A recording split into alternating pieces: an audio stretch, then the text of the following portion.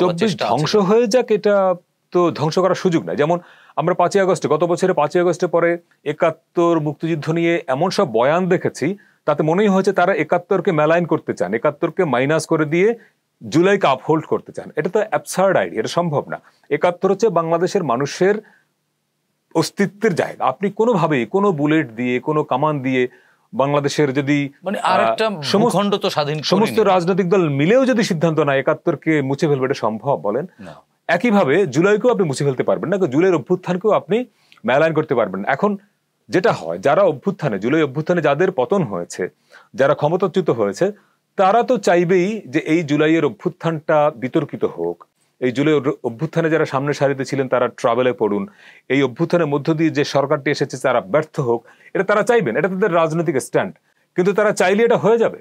সেটা হবে না। যেমন আপনি 71কে ইতিহাস থেকে মুছতে পারবেন না, লক্ষ লক্ষ বই আছে আপনি মুছে ফেলতে পারবেন না, আপনি বঙ্গবন্ধুর নাম আপনি হয়তো উচ্চারণ করবেন না, কিন্তু পাবলিক মেমোরি থেকে আপনি মুছতে পারবেন, এটা সম্ভব না।